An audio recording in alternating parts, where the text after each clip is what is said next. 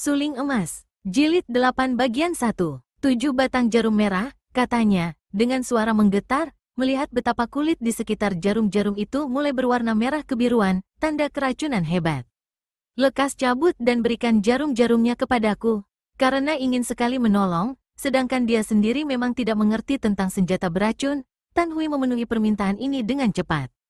Ketika 7 batang jarum-jarum merah itu tercabut dan disimpan oleh Lucian yang memeriksa sebentar, tampak bekas tusukan jarum-jarum itu merupakan 7 bintik-bintik merah. Lucian merogoh saku, mengeluarkan 2 batang jarum perak, lalu memberikan jarum-jarum itu kepada Tan Hui. Tan Koko, kau cari lilin dan nyalakan lilin itu. Kemudian, kau bakarlah ujung kedua jarum itu sebentar. Cepat, Koko, racun ini, sekali memasuki jantungku, nyawaku takkan bertahan sampai 2 hari lagi. Mendengar ini, bukan main kagetnya hati Tan Hui. Ia cepat mencari dan akhirnya datang kembali ke dalam kamar membawa lilin yang dinyalakan. Kemudian, sesuai dengan petunjuk Lucian, ia membakar ujung kedua jarum. Sekarang, kau tusuklah tepat di kedua jalan darah Qian Cheng Hiat dengan jarum-jarum itu, Koko. Diamkan sebentar, lalu kau tusukkan pada jalan darah Hong Hu Hiat. Jari-jari tangan Tan Hui gemetar ketika tangannya memegangi 2 jarum perak. Keningnya pun berkerut. Bermacam perasaan menggelora di dalam dadanya. Perasaan gelisah kalau-kalau Lucian takkan sembuh dan juga perasaan tidak karuan yang ditimbulkan oleh penglihatan di depannya. Lucian begitu bebas. Wanita ini seakan-akan menganggapnya bukan orang lain. Tidak sungkan-sungkan dan tidak malu-malu membuka robekan baju itu lebih besar lagi ketika ia menyuruh Tan Hui menusuk jalan darah di bawah pangkal lengan. Biarpun dia merasa mulai lega hatinya karena kini di sekitar bintik-bintik merah itu tidak kelihatan biru lagi. Namun setiap kali menusukkan jarum dan ujung jarinya menyentuh kulit punggung atau kulit lambung, Tan Hui menggigil dan terpaksa meramkan kedua matanya. Koko, kau kenapa, kah? Pertanyaan dengan suara halus merdu ini membuat Tan Hui sadar. Ia membuka matanya dan merahlah kedua pipinya, ketika ia melihat betapa Lucian kini sudah duduk di depannya dan memandangnya dengan sepasang mata menyatakan kemakluman hati akan keadaannya. Aku telah berdosa besar terhadapmu, Moi Moi. Betapa aku berani berlancang tangan menghadapimu dalam keadaan begini. Lucian meraih dan memegang lengan Tan Hui. Ayah, mengapa kau bilang begitu? Koko, kau telah mengobatiku, mengapa lancang? Tentang keadaan kita seperti ini, apa salahnya? Bersamamu, aku tidak merasa malu. Tan Hui Koko, bukankah kau suka pula kepadaku seperti aku kagum dan suka kepadamu? Tan Hui menelan ludah. Bukan main wanita ini, cantik jelita sukar dicari keduanya, berilmu tinggi pula. Laki-laki mana di dunia ini yang takkan tergila-gila? Apakah dia suka kepada Lucian? Pertanyaan gila, Moi Moi, tentu saja aku suka kepadamu, aku kagum kepadamu. Akan tetapi, ketahuilah, Sian Moi, aku hanya seorang duda yang sama sekali tidak cukup berharga untukmu dan... Tiba-tiba Lucian menutupkan jari-jari tangannya yang kecil dan berkulit halus itu di depan mulut Tan Hui, mencegahnya bicara lebih lanjut. Betapapun hebatnya seseorang, sudah tentu sekali ada kelemahannya. Dan bagi pria, biasanya takkan kuat menghadapi rayuan wanita, betapa kuat pun si pria itu.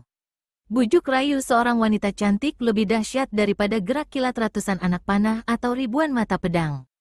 Tan Hui adalah seorang pendekar yang memiliki nama besar. Nama julukan Hui Kiam Eng bukanlah nama kosong belaka. Ia merupakan seorang pendekar penegak keadilan dan kebenaran, penentang kejahatan, ditakuti lawan, disegani kawan. Namun, ia seorang laki-laki juga, malah ditinggalkan istrinya, seorang laki-laki yang haus akan cinta kasih, yang haus akan kehadiran wanita di dekatnya.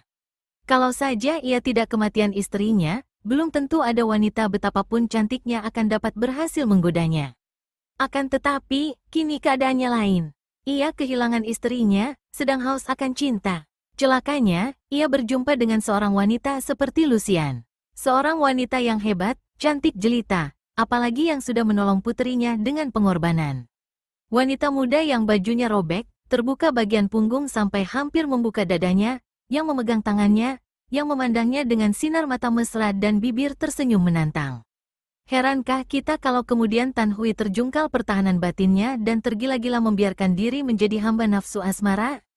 Begitu tergila-gila pendekar ini sampai ia lupa bahwa perbuatannya ini adalah sebuah pelanggaran besar bagi seorang satria, bagi seorang pendekar. Lupa bahwa ia telah melanggar pantangan, melanggar susila. Lupa pula bahwa ia melanggar hukum keluarganya, ketika ia berbisik-bisik menjanjikan kepada Lucian untuk menurunkan ilmu ginkang yang luar biasa dari keluarganya. Tan Hui, pendekar besar berjuluk Hui Kiam Eng itu telah benar-benar menjadi mabuk oleh kecantikan wajah dan keharuman tubuh Lucian. Mereka berdua lupa akan segala, mengejar kesenangan yang tak kunjung puas. Sampai berpekan-pekan Tan Hui dan Lucian berdiam di dusun sunyi itu, setiap hari bermain-main di pinggir anak sungai dalam hutan, bersenda gurau, tertawa-tawa dan bermain cinta. Di samping itu, berlatih ilmu ginkang yang diturunkan oleh Tan Hui kepada kekasihnya. Ilmu ginkang keturunan keluarga Tan Hui ini memang hebat dan aneh pula cara melatihnya. Rahasia kehebatannya terletak dalam latihan pernapasan dan semedi. Cara penyaluran jalan darah di waktu mempergunakan ilmu ini untuk bergerak atau berlari cepat. Disitulah terletak perbedaannya dengan ginkang dari golongan lain. Dan cara melatihnya pun istimewa, yaitu dengan bersemedi dalam keadaan telanjang bulat. Inilah sebabnya mengapa Tan Hui pernah menyatakan keraguannya untuk mengajarkan ginkang dan menyatakan bahwa hanya orang dalam atau keluarga sendiri yang boleh melatihnya. Karena untuk mengajar orang lain, bagaimana mungkin dengan syarat seperti itu? Akan tetapi, setelah Lucian si cantik jelita menjadi kekasihnya, menjadi istri walaupun di luar pernikahan, tentu saja syarat itu tidak menyusahkan mereka lagi. Karena Lucian memang sudah memiliki ilmu silat tinggi dan di samping ini juga amat cerdik, dalam waktu kurang lebih 2 bulan saja ia sudah berhasil menguasai ilmu ginkang yang diturunkan oleh kekasihnya kepadanya. Ia merasa girang sekali. Bukan hanya girang karena dapat mempelajari ginkang yang terkenal di dunia Kang Ou sebagai ginkang nomor 1 itu, juga ia merasa girang karena mendapat kenyataan bahwa Tan Hui adalah seorang kekasih yang menyenangkan hatinya. Seorang kekasih yang cocok dengannya, tidak seperti bekas suaminya, Jenderal Kam Si-ek, yang dalam segala hal ingin menonjolkan disiplin. Sudah dapat ia membayangkan betapa akan bahagia hidupnya di samping Tan Hui. Karena kekasihnya ini sudah menyanggupi untuk berdua dengan dia menjelajah di dunia Kang Ou, mencari ilmu-ilmu yang lebih tinggi lagi, dan sedapat mungkin ingin menjadi suami istri jagoan nomor 1 di dunia. Dengan Tan Hui di sampingnya, bukan tak mungkin cita-cita ini akan tercapai. Akan tetapi, betapapun juga, manusia takkan mampu mengatur nasibnya sendiri kalau perbuatannya bertentangan dengan peri kebajikan. Mimpi yang muluk-muluk ini ternyata menghadapi kegagalan total yang menyedihkan. Pagi hari itu, ketika pagi-pagi sekali Lucian mendahului kekasihnya bangun dan pergi mandi di anak sungai, kebetulan datang serombongan orang mencari Hui Kiam Eng Tan Hui di dalam dusun. Mereka ini adalah serombongan Piausu, terdiri dari 9 orang. Ketika bertemu dengan Tan Hui, mereka menceritakan bahwa mereka diminta tolong oleh kakak ipar pendekar ini untuk mencarinya. Sebagai pembalasan budi, tentu saja para Piausu ini segera mencarinya. Selain menyampaikan pesan kakak iparnya agar Tan Hui segera pulang, juga para Piausu ini membawa berita yang membuat Tan Hui hampir pingsan saking kagetnya. Akan tetapi, pendekar ini masih mampu menekan perasaannya dan segera ia menyuruh pergi para Piausu itu secepatnya sambil mengirim pesan kepada kakak iparnya bahwa ia segera pulang. Demikianlah, ketika Lucian pulang dari anak sungai dengan wajah berseri, wajah seorang wanita dalam mabuk cinta, ia disambut oleh Tan Hui dengan muka masam.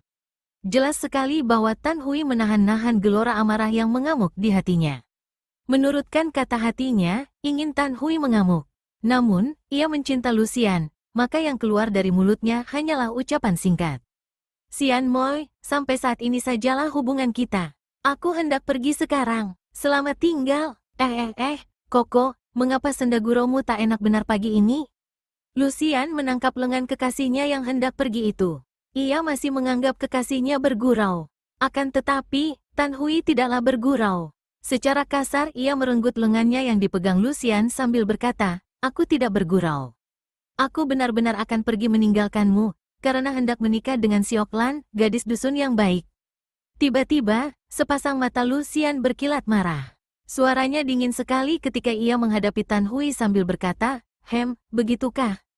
Tan Hui, katakanlah apa yang menyebabkan perubahan pada dirimu ini? Mengapa kau marah-marah kepadaku dan seperti tiba-tiba membenciku? Apakah kesalahanku? Bukankah semalam kau masih memperlihatkan cinta kasih yang besar terhadap diriku dan... Cukup, Tan Hui membanting kakinya dengan marah, sedangkan mukanya berubah menjadi merah. Jangan sebut-sebut lagi hal itu. Jangan sebut-sebut lagi perbuatan biadab kita yang tak mengenal tata susila. Perbuatan terkutuk. Tan Hui, apa maksudmu? Kita saling mencinta, aku menyerahkan jiwa ragaku sebulatnya kepadamu, dan kau bilang itu terkutuk. Perbuatan jinah yang terkutuk. Apa kau masih ingin memaksa aku bicara? Sudahlah, aku pergi. Tan Hui memaksa keluar dari pintu depan. Akan tetapi, Lucian meloncat dan menangkap lengannya. Kau bicara, kau keluarkan isi hatimu. Aku akan mati penasaran kalau kau tidak bicara. Hayo katakanlah, mengapa kau marah-marah dan membenci padaku? Dengan kening berkerut dan muka keruh, Tan Hui membalikkan tubuhnya. Sejenak ia menunduk dan menarik napas panjang, lalu terdengar ia satu kali terisak. Setiap kali aku menanyakan riwayatmu, kau selalu mengelak. Kiranya kau menyembunyikan rahasia dan aku menjadi barang permainanmu. Liu Lucian, setelah kau menipuku, mewarisi ginkang dan menyeretku ke dalam hubungan jinah, karena kau adalah istri dari seorang Jenderal Kamsiek, apakah kau sekarang masih tidak mau melepaskan aku? Kalimat terakhir ini diucapkan dengan suara pahit sekali oleh Tan Hui, tajam seperti pedang menusuk dada Lucian. Kiranya kau sudah tahu bahwa aku puteri Beng Kaucu dan bekas istri Kam Goan Sui? Bekas istri, kataku, karena aku sudah meninggalkannya. Tan Hui Koko, semalam kau masih bersikap baik, mengapa pagi-pagi ini kau berubah? Sejak kapankah kau ketahui rahasiaku itu? Tadi, para Piausu datang menyampaikan panggilan Lauko dan mereka itu mendengar dari para pengemis Kong Sim Kai Pang tentang kau. Begitukah, Koko? Berkali-kali kau bersumpah menyatakan cinta kasihmu. Apakah hal itu akan mudah kau lempar begitu saja? Apakah kau sama saja seperti lelaki-lelaki isi sampah yang bersumpah palsu, seperti kumbang yang terbang pergi begitu saja setelah menghisap madu dari kembang?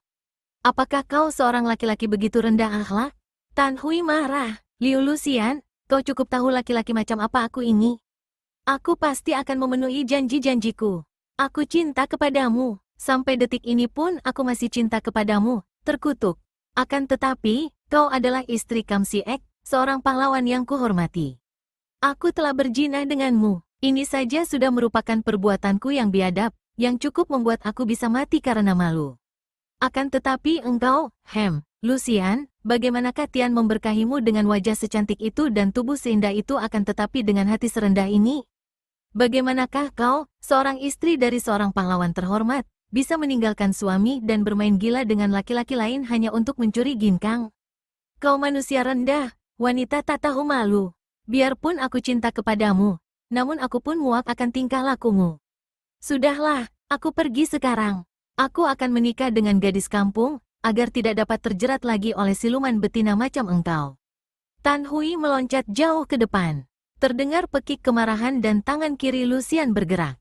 Sinar merah menyambar ke arah Tan Hui. Disusul bentakannya, Tan Hui, kau terlalu menghinaku.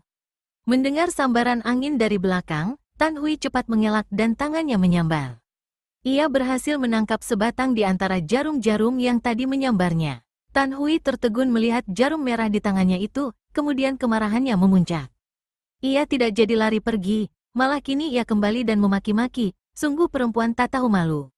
Jadi ketika kau terluka dahulu itu, hanyalah akalmu saja untuk merayu aku dan menyeret aku ke dalam jurang perzinahan, ya. Yang melukai punggungmu adalah jarum-jarum merahmu sendiri. Lucian tersenyum mengejek. Apa salahnya seorang wanita mempergunakan segala macam akal untuk memperoleh cinta? Tan Hui, sejak semula bertemu denganmu, aku sudah kagum dan hal ini menimbulkan rasa cinta.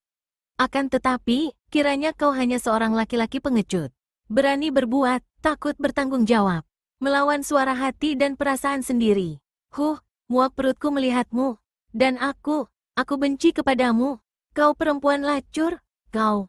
Saking marahnya, Tan Hui tak dapat melanjutkan kata-katanya, melainkan mencabut pedangnya. Lucian juga sudah mencabut pedangnya, dan tanpa berkata-kata lagi, kedua orang muda yang semalam masih saling peluk cium dengan kasih sayang yang semesra-mesranya, kini bertanding pedang dengan hebat dan mati-matian, karena hati dipenuhi kemarahan. Sehingga setiap serangan merupakan tangan maut yang mencari korban. Julukan Tan Hui adalah pendekar pedang terbang, tentu saja ilmu pedangnya lihai sekali. Akan tetapi, sesungguhnya, yang membuat ilmu pedangnya menjadi lihai itu adalah karena ia memiliki ilmu ginkang yang hebat. Ilmu meringankan tubuh ini membuat ia dapat bergerak cepat bukan main sehingga ilmu pedangnya tentu saja menjadi amat berbahaya karena cepatnya. Biarpun ilmu pedangnya masih kalah jauh kalau dibandingkan dengan ilmu pedang Liu Luxian yang diwarisi dari ayahnya, pada dasarnya kalah tinggi. Namun andai kata Luxian belum mempelajari ginkang istimewa itu, agaknya Tan Hui akan dapat mengimbanginya dengan kecepatan. Namun kini Luxian telah memiliki ginkang Chuan In Hui, terbang terjang awan, yang dipelajari dan dilatih secara tekun dari Tan Hui. Biarpun dibandingkan dengan Tan Hui ginkangnya masih kalah sedikit, tapi ginkang ini membuat ilmu pedang Patmo Kiam Hoat ciptaan ayahnya menjadi beberapa kali lipat dahsyatnya. Luxian adalah seorang wanita yang berwatak keras dan aneh. Memang tidak dapat disangkal pula bahwa semenjak meninggalkan suaminya, Kam Si-ek, belum pernah ia jatuh cinta lagi kecuali kepada Tan Hui. Ia mencinta Tan Hui dan agaknya akan bersedia menjadi istri duda pendekar ini kalau saja tidak terjadi perselisihan di pagi hari itu. Karena ia berwatak keras, begitu Tan Hui memperlihatkan sikap membenci dan menghina, maka ia pun memaksa perasaannya untuk balas membenci, dan menganggap Tan Hui seorang musuh yang harus dibasmi. Pertandingan berlangsung makin hebat dan seru. Berdentingan pedang mereka saling beradu, diseling bersiutnya pedang menyambar membelah angin ketika dilakan lawan. Setelah berjalan 100 jurus, mulailah Tan Hui terdesak. Ilmu pedang yang dimainkan Luxian amat aneh dan banyak mengandung gerakan-gerakan yang curang. Di samping kalah tinggi ilmu pedangnya, juga di dalam hatinya, Tan Hui tidaklah sebulat Luxian untuk membunuh lawan. Tan Hui marah hanya terdorong kekecewaan setelah mendengar bahwa kekasihnya yang benar-benar amat dicintanya itu adalah istri orang. Ia menentang Luxian terdorong kemarahan karena kecewa inilah, maka setelah bertanding agak lama, mulai ia merasa menyesal dan tidak menyerang secara sungguh-sungguh. Berbeda dengan Luxian yang makin lama makin bersemangat. Melihat betapa lawannya mulai terdesak, ia berseru keras dan berubahlah pedangnya menjadi segulungan sinar yang amat hebat. Angin menderu-deru keluar dari sinar ini yang tadinya bergulung-gulung, tapi makin lama makin cepat membentuk lingkaran-lingkaran secara cepat sekali mengurung tubuh Tan Hui. Inilah Toa Hong Kiam Sut yang dimainkan oleh Luxian. Ilmu pedang yang dimilikinya, biasanya sudah hebat sekali apalagi sekarang setelah ginkangnya maju pesat. Maka cepatlah gerakannya dan makin hebat hawa pukulan yang keluar dari gerakan senjata itu. Tan Hui yang sudah terdesak hebat itu berseru keras saking kagumnya menyaksikan ilmu pedang yang demikian dahsyatnya. Cepat ia mempertahankan diri, namun kecepatan pedangnya tidak cukup untuk membendung datangnya lingkaran-lingkaran yang bergelombang seperti ombak badai ini. Baru saja pedangnya berdenting karena bertemu dengan pedang Luxian, pedang wanita itu sudah menyelinap dengan kecepatan yang tak dapat disangka-sangka, tahu-tahu sudah memasuki perut Hui Kiam Eng Tan Hui. Cap, hanya sedetik terjadinya hal ini, bahkan Luxian sendiri merasa kaget. Cepat-cepat ia mencabut pedang dan meloncat mundur sejauh 4-5 meter, lalu berdiri tegak dengan mata terbelalak memandang bekas kekasihnya yang kini menjadi musuhnya itu. Tan Hui masih berdiri tegak, tangan kanan memegang pedang, tangan kiri menutup luka di perutnya sambil menekan keras-keras. Namun, tetap saja darahnya menetes-netes melalui celah-celah jari tangannya. Mukanya pucat, akan tetapi bibirnya tersenyum pahit. Tidak penasaran Hui Kiam Eng roboh di tangan Puteri Beng Koucu karena memang Kiam Hoatmu hebat luar biasa. Akan tetapi sebagai bekas kekasihku, biarlah ku nasihatkan kepadamu, bahwa kalau kau melanjutkan kesukaanmu menggoda dan menghancurkan hati laki-laki, hidupmu kelak akan terkutuk, kau akan banyak dimusuhi orang. Sian Moi, kenapa kau tidak kembali saja kepada suamimu sehingga hidupmu kelak akan terjamin? Cerewet, kau tak berhak mencampuri urusan hidupku.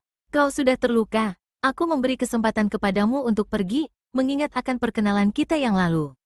Senyum di mulut Tan Hui berubah makin pahit. Seorang pendekar tidak akan lari daripada maut. Lukaku memang hebat, tak terobati. Akan tetapi aku masih berdiri tegak, pedangku masih di tangan. Siapa bilang aku kalah? Baru kalah kalau pedang ini sudah terlepas dari tangan dan kedua kaki ini sudah tak dapat berdiri. Lihat serangan, Tan Hui menerjang maju lagi dengan dahsyat, sambil menekan perut dengan tangan kiri. Karena gerakannya dalam menyerang ini mempergunakan tenaga, maka menyemprotlah darah dari luka yang ditutupnya dengan tangan. Luxian cepat mengelak sambil memutar pedangnya. Tadi saja selagi masih belum terluka, Tan Hui tidak mampu menandingi ilmu pedangnya, apalagi sekarang setelah pendekar itu terluka parah. 3 kali berturut-turut ujung pedang Luxian mengenai dada dan leher dan sekali ini Tan Hui terjungkal, roboh bergulingan lalu diam telentang. Tubuhnya mandi darah, akan tetapi tangan kanan masih memegang pedang dan mulutnya tetap tersenyum. Melihat keadaan bekas kekasihnya ini, Lucian menarik napas panjang, menyimpan pedangnya. Salahmu sendiri, Tan Hui. Kau yang mencari mati. Tan Hui menggigit bibirnya menahan sakit, napasnya terengah-engah, kemudian terdengar ia lirih berkata, seharusnya aku membencimu. Xian Moi, tapi tak mungkin. Aku sudah jatuh, aku terlalu mencintamu. Xian Moi, hanya pesanku, jangan kau turunkan ginkang kepada orang lain, dan kalau kelak anakku mencarimu untuk membalas. Jangan kau layani dia, harap kau ampunkan dia. Makin lirih suara Tan Hui, kemudian hanya terdengar bisik-bisik yang tak dapat dimengerti, dan akhirnya ia diam tak bergerak lagi. Sejenak Lucian berdiri tegak tak bergerak. Ia menekan rasa haru yang hendak mencekam hatinya. Ia seorang yang berwatak keras, tak mau ia dipengaruhi rasa kasihan. Kemudian ia berlutut di dekat mayat Tan Hui. Setelah mati, wajah Tan Hui tampak tenang dan tampan sekali. Teringatlah Lucian akan malam-malam bahagia bersama pendekar ini. Ia membungkuk dan mencium muka Tan Hui sambil berbisik lirih, akan kupenuhi pesanmu, Koko.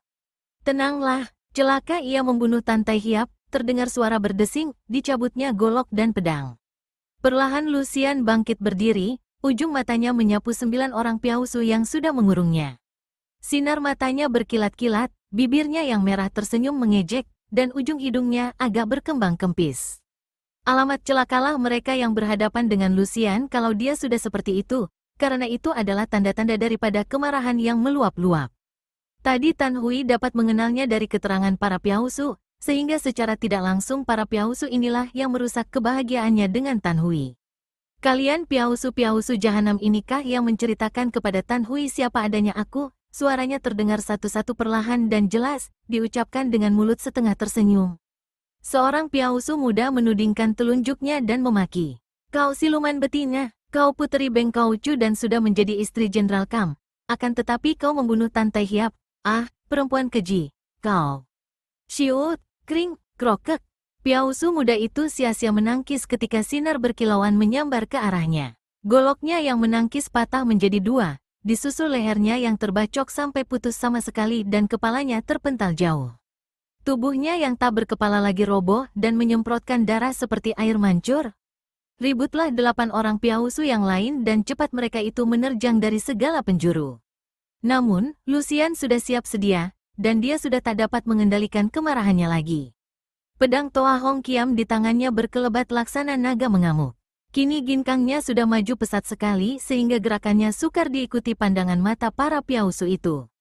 Sungguh pun 8 orang itu menerjang berbareng, namun mereka masih kalah cepat oleh Lucian yang seakan-akan dapat melejit dan menyelinap di antara sinar golok dan pedang para pengeroyok. Kemudian dengan kecepatan yang luar biasa sekali, pedang Toa Hong Kiam di tangannya merobohkan mereka seorang demi seorang. Hanya terdengar bunyi senjata berdencingan, diseling bunyi pedang golok menyambar bersiutan. Kemudian yang terakhir disusul pekik kesakitan dan robohlah seorang pengeroyok, disusul orang kedua, ketiga, dan seterusnya dengan tangan buntung, perut robek, atau muka terbelah 2.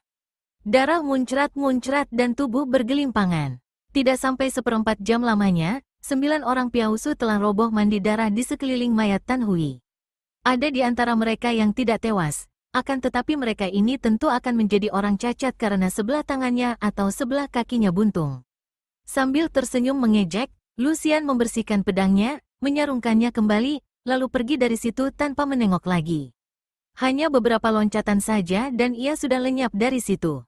Setelah Lucian pergi, barulah penduduk dusun itu geger, berlarian keluar dari rumah dengan muka pucat. Di halaman pondok yang tadinya dijadikan sarang asmara sepasang orang muda itu, di mana setiap hari orang-orang dusun melihat mereka berkasih-kasihan, kini penuh dengan tubuh bergelimpangan.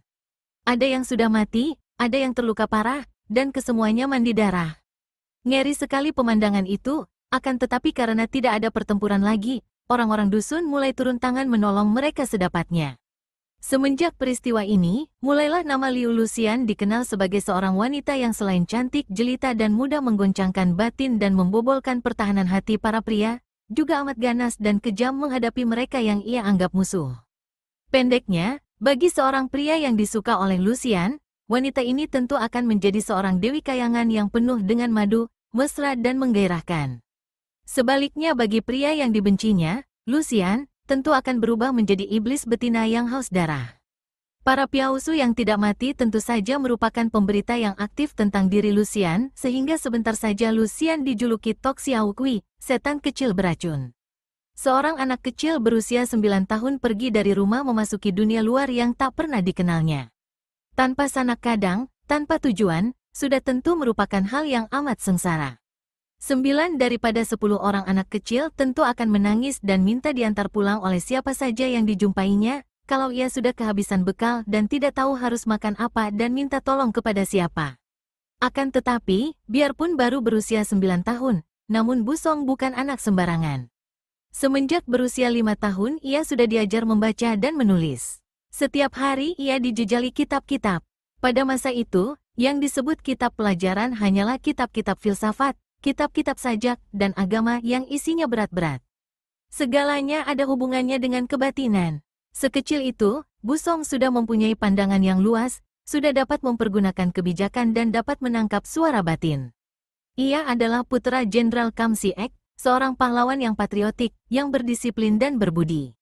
Ibunya adalah seorang yang memiliki watak aneh dan keras membaja. Agaknya Busong mewarisi watak ibunya ini, maka hatinya keras, kemauannya besar, dan kenekatannya bulat. Sekali ia mengambil keputusan, akan diterjangnya terus tanpa takut apapun juga. Kekerasan hati inilah yang banyak menolongnya dalam perantauan yang tiada tujuan ini, kekerasan hati yang takkan dapat dilemahkan oleh ancaman maut sekalipun. Kemudian, kebijaksanaan dan disiplin diri yang ia warisi dari ayahnya membuat ia dapat saja mencari jalan hidup.